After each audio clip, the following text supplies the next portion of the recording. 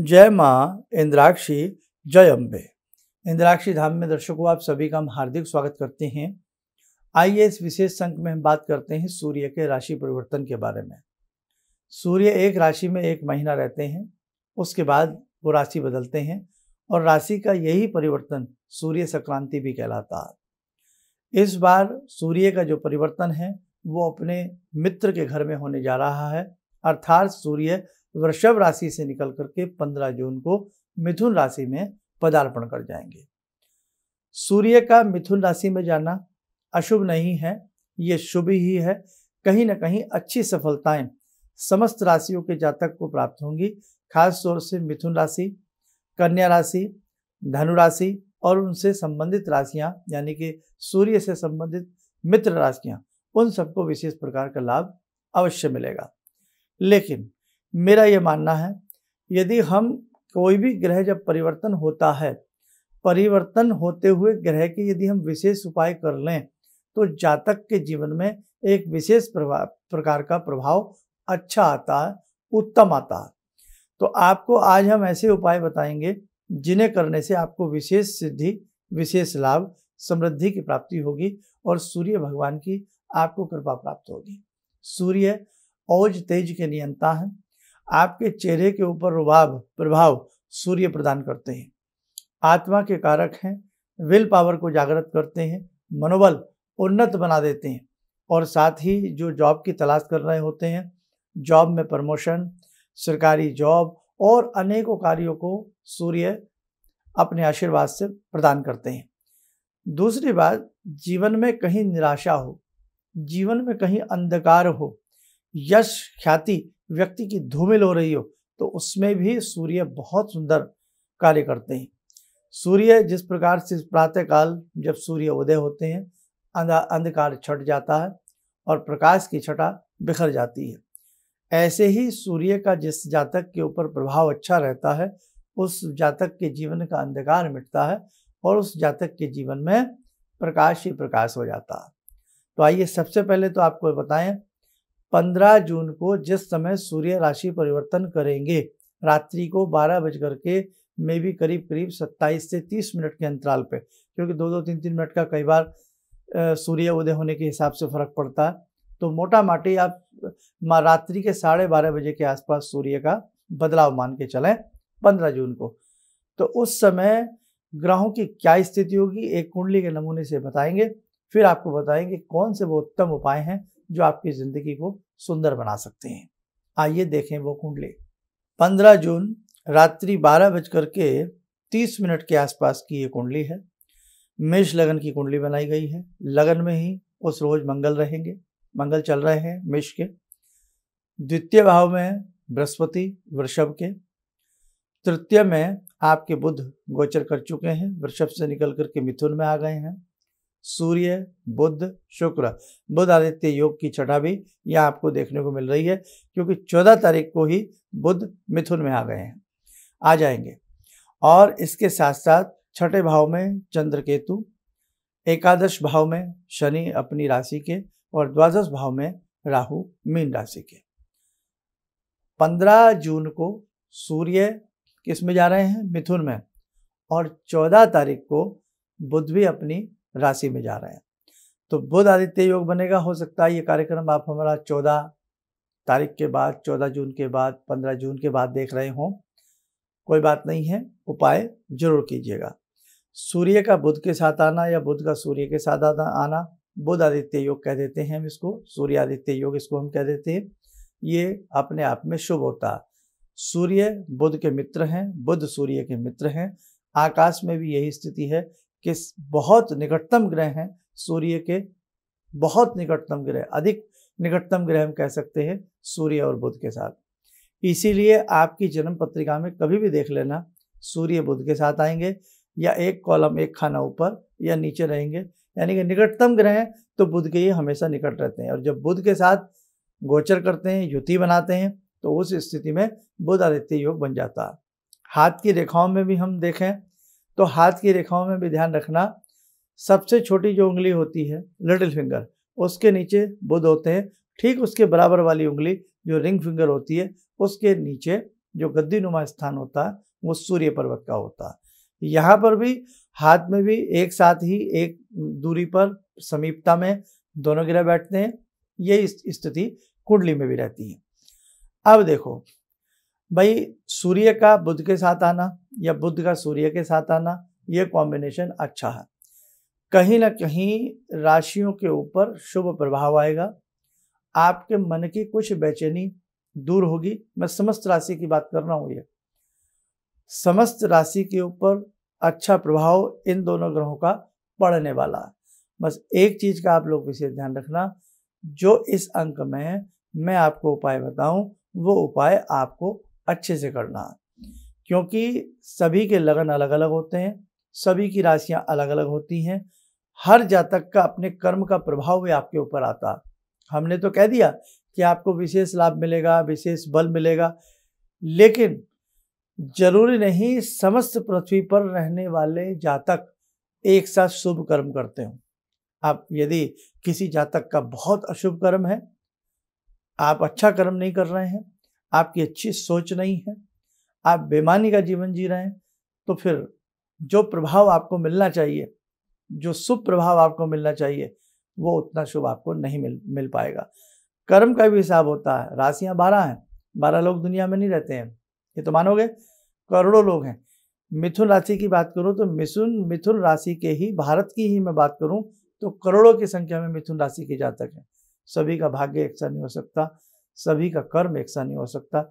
इसलिए बेटे, सदैव अच्छा कर्म करना, सदाचार जीवन को जीना और मांसाहार से आप लोग हमेशा के लिए बच के रहना। चमड़े से बनी, लेदर से बनी जो भी वस्तुएं हैं उनका कदापि प्रयोग आप लोग ना किया करें। बाकी आपकी इच्छा है। आइए अब हम बताते हैं आपको कौन से वैसे उपाय करने हैं जिससे सूर्य नारायण की कृपा हो। आपने 15 जून के बाद जैसे ही संडे आता, आपने सूर्य भगवान के 12 नाम होते हैं, 108 नाम होते हैं। अब वो जपने कैसे हैं, इस बार हम आपको वो बताते हैं। सूर्य भगवान के 108 नाम में सभी में नमः लगा होता है।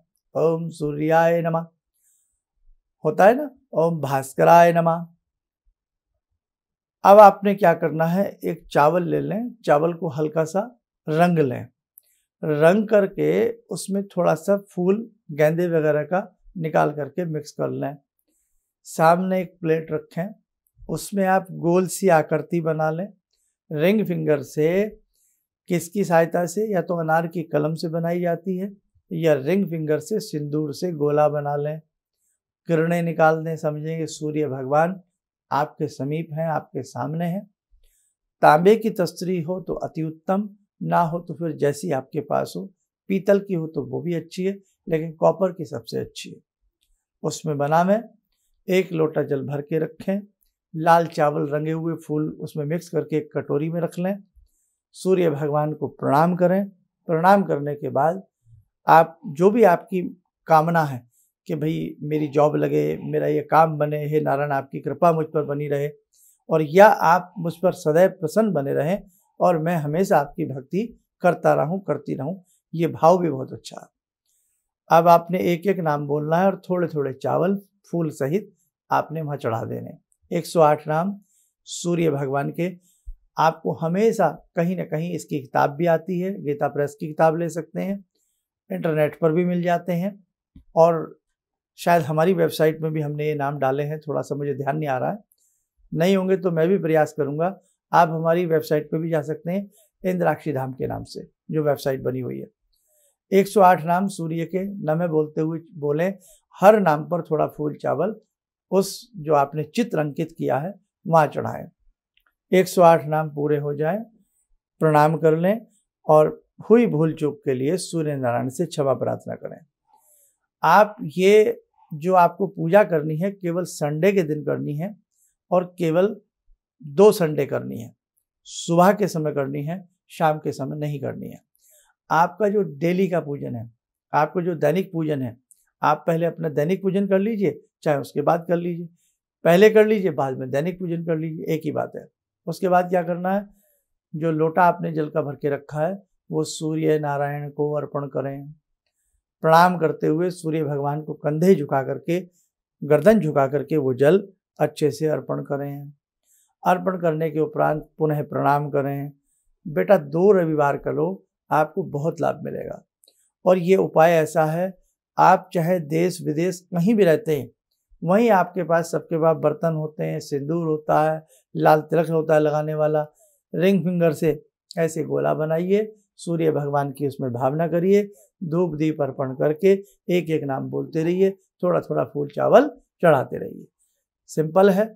जब पूजा हो जाए उसके आधे पौने घंटे बाद वो फूल चावल तस्तरी में से सारा उठा लेना, और जो तस्तरी में आपने चित्र बनाया था सूर्य नारायण का, जल की मदद से धो करके उस जल को किसी गमला प्लांट में डाल देना।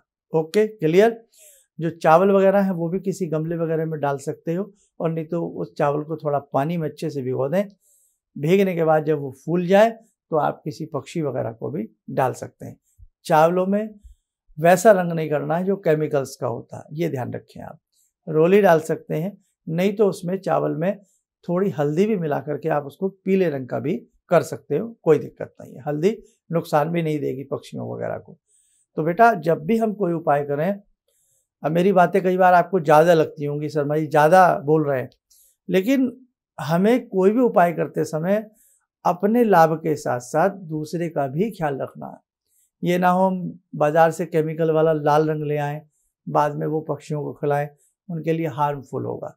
इसलिए तो आज बाज़ार का खाना, बाज़ार का खान पान लंबे समय तक व्यक्ति नहीं खा सकता है ना, क्योंकि उसमें कलर वगैरह बहुत सारी ऐसी चीज़ें, समझ रहे हैं आप, कहने की आवश्यकता नहीं है। ये कर लीजिए आप। अच्छा, कुछ ऐसे भी लोग हैं जो नाम नहीं पढ़ पाते हैं, तो वो क्या करें, उनके लिए भी आज खास उपाय है। वो केवल 2 रविवार सूर्य नारायण का ध्यान करके 500 ग्राम जलेबी का प्रसाद बांटते हैं। कहीं पर भी जलेबी का प्रसाद बांट दें। आपसे जलेबी का प्रसाद भी ना बट सके तो ओम ह्रीम सूर्याय नमः, ये विशेष मंत्र हमेशा बताते हैं ना, आप इस मंत्र को लिख भी सकते हैं। लिखें ओम ह्रीम सूर्याय नमः।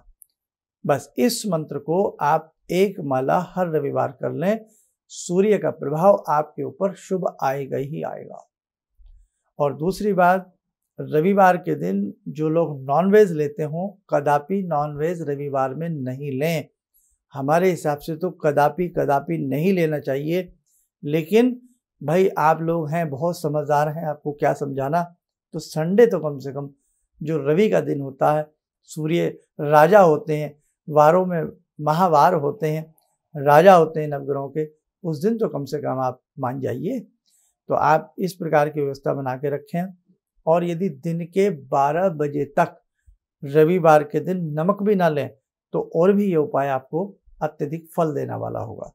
थोड़ा सा गुड़ या गुड़ वाली रोटी 2 रविवार या 3 रविवार या नियम बना लें, थोड़ा सा गुड़। सर्दी आ जाए तो ज़्यादा रख लो, ठंडी में, क्योंकि गुड़ गर्म होता है। सर्दी में ज़्यादा रख लो, सर्दी में ज़्यादा, गर्मी में थोड़ा कम रख लो। गौशाला जा कर के या कहीं भी गायें आजकल तो बेचारी क्या कहें, बस मिल ही जाती हैं, भूखी प्यासी मिल जाती हैं। तो आप थोड़ा सा गुड़ 2 रोटी के बीच में रख के, या और रोटियां ज़्यादा बना लो, थोड़ा थोड़ा गुड़ रख के 10-20 गायें जहाँ भी आपको मिले आप उनकी सेवा करो। नारायण सूर्य आपके ऊपर ऐसी कृपा करेंगे, ऐसी कृपा करेंगे, आपको अपने जीवन में चमत्कार देखेगा। तो बेटे करके देखो ये उपाय। तो बस इस अंक के लिए इतना ही उपाय। बाकी बुद्ध का परिवर्तन का उपाय भी हमने दिया है। बुद्ध का परिवर्तन का आपके ऊपर शुभत्व प्रभाव आए, उसके उपाय भी जरूर कर लेना। हालांकि बुद्ध ज़्यादा दिन के परिवर्तन नहीं किए हैं, बहुत थोड़े से दिनों के लिए बुद्ध का अपनी राशि में मिथुन में पदार्पण हुआ है, लेकिन थोड़ा ही सही उपाय करने से जीवन में बहुत बड़ा परिवर्तन आता है। तो बुध राशि के परिवर्तन के उपाय भी देख लेना और करने का प्रयास करना। आप सब स्वस्थ रहें, सुखी रहें। इन्हीं शुभकामनाओं के साथ हम अपनी वाणी को विराम देते हैं। जय जय अम्बे।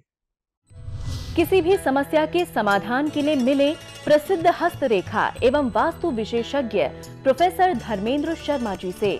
नोट: शिविर में भाग लेने हेतु एवं व्यक्तिगत रूप से मिलने के लिए कॉल करने का समय सुबह 10 बजे से शाम 6 बजे तक। हमारे विभिन्न ज्ञानवर्धक कार्यक्रम देखने के लिए आप हमें अभी सब्सक्राइब करें बेल आइकन को प्रेस करें ताकि आप देख सकें हमारा कार्यक्रम सबसे पहले। और अधिक जानकारी के लिए फेसबुक पेज को लाइक करना न भूलें।